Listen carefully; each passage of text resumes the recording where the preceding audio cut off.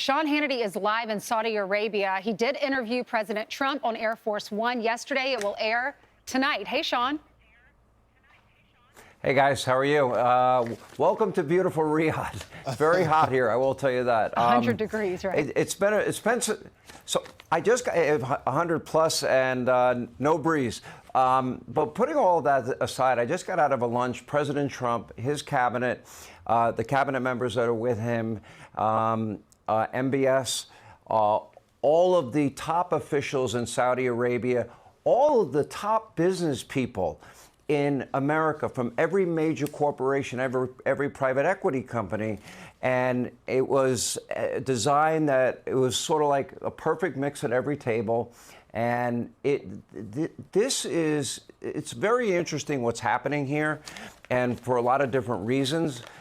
It is clear that now Saudi Arabia is wanting to have the best relationship they can possibly have with the United States, but more importantly, they see the opportunity only because of President Trump. We cover a wide range of issues in tonight's interview. Obviously, the prescription drug issue. Obviously, what happened with Pakistan and India. Obviously, what happens with China and tariffs and so on and so forth. I saw Scott Bessemer was here. Certainly, what's going to happen this week, later on this week, with Putin and Vladimir and Zelensky.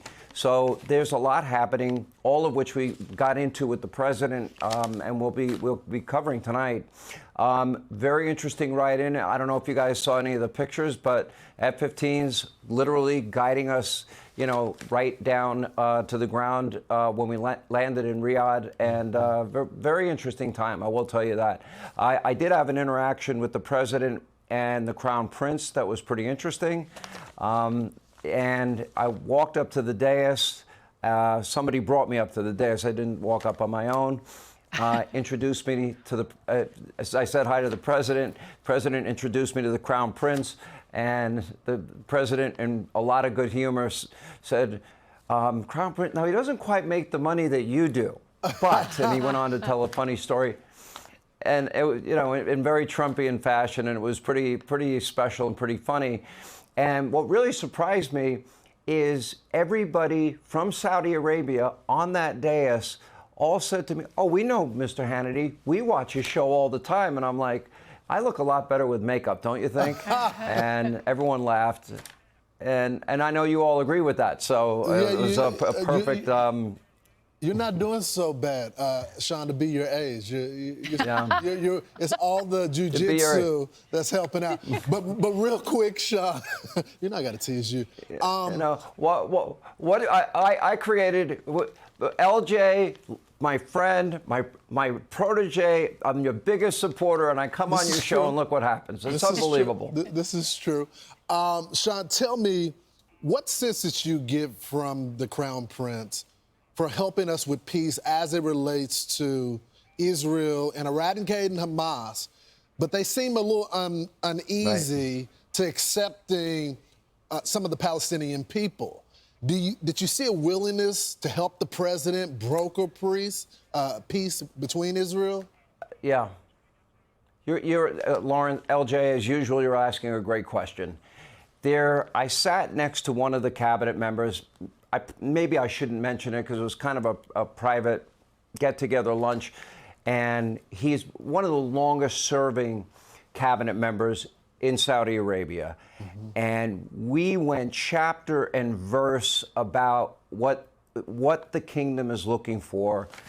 Their overwhelming desire is for peace in the region. And their overwhelming belief is that the person that is best able to bring that together is going to be President Trump. And there's a reason why that the Saudis have committed over $1 trillion in investment in the United States. Like, for example, we'll go to Qatar, then we'll go to the UAE.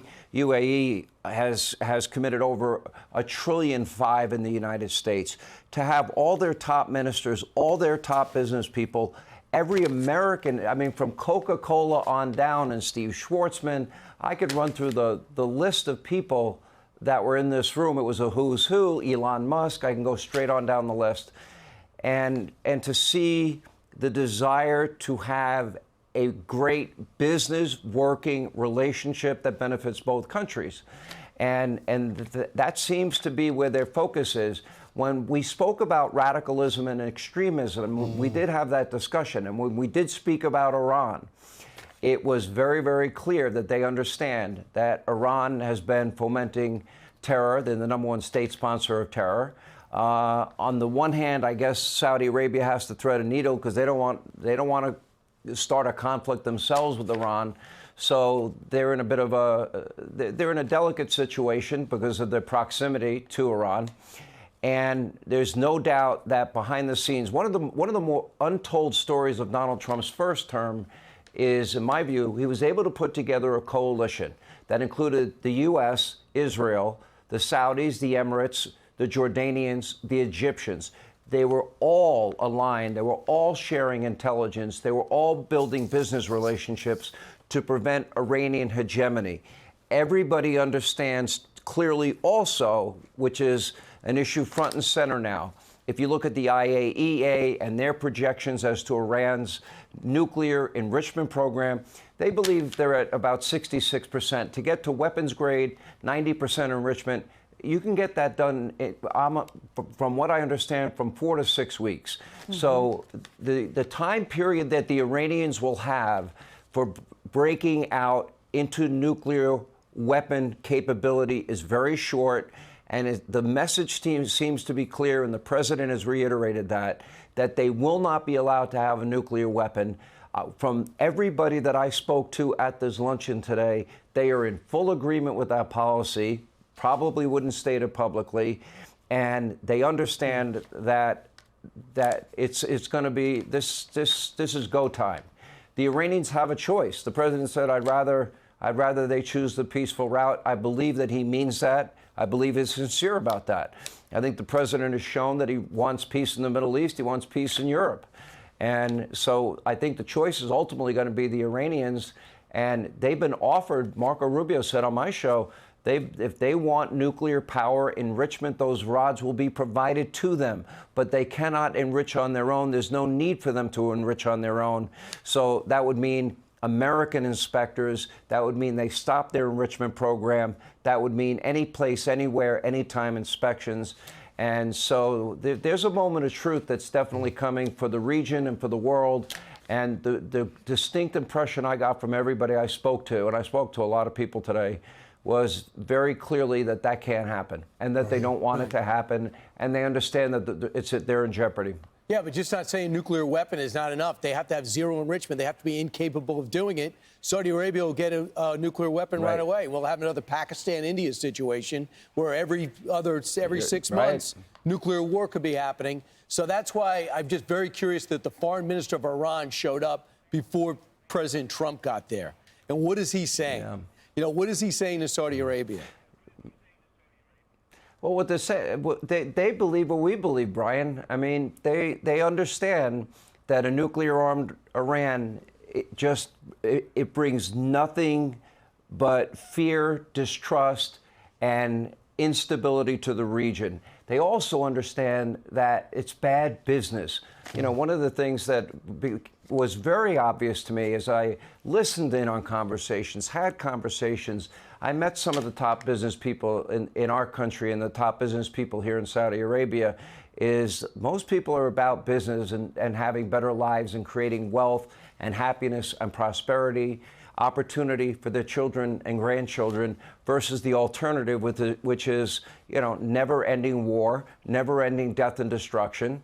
And, you know, the #1 state sponsor of terror has been Iran. They see what's happening. Interesting things that you can put together. I heard your previous guest talking about, you know, the history, the distrust that, frankly, was earned by the Saudis over time. However, when Israel got hit the first time a year ago, April, when Iran fired directly at Israel, remember, the Saudis, Jordanians, a lot of countries joined in missile defense, helping to provide Israel with the defense they needed from that attack. That was an interesting moment. I think that might be something we look back on as a critical moment where these countries not only were threading the needle, they were threading it the right way. So there's a lot of hope here. And I think a lot of it, I think there's a lot of the hope is based on President Trump and the strength that he brings.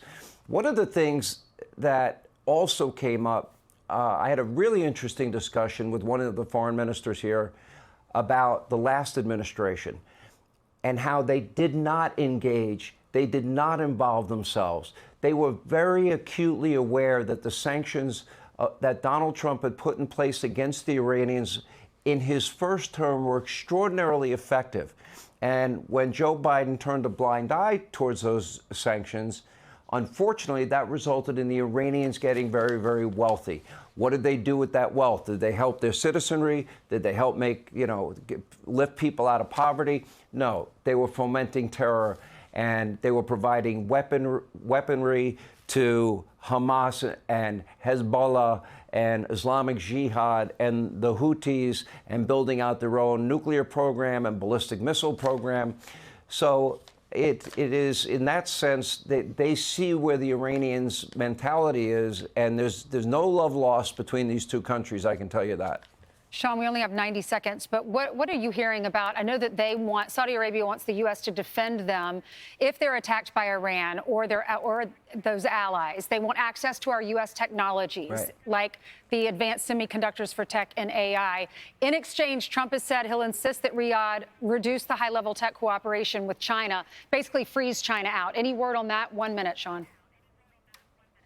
Didn't hear about the China part. What I did hear, there is definitely a working relationship with the United States.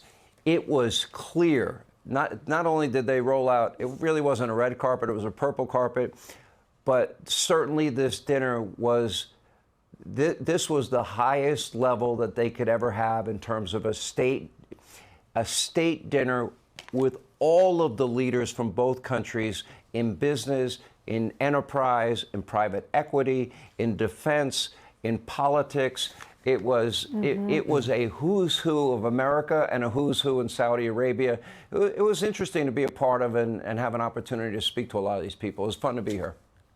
Well, Sean, we're going to be sure to watch your interview with the president that you did on Air Force One yesterday. It's going to be on your show 9 p.m. Eastern Time tonight. Sean, thanks for joining the program. Very fascinating. Thanks, Sean. Yes, and they're about to sign an agreement. Good to see you guys. Sign an agreement right now. We'll carry the latest. I'm Steve Ducey. I'm Brian Kilmeade. And I'm Ainsley Earhart. And click here to subscribe to the Fox News YouTube page to catch our hottest interviews and most compelling analysis.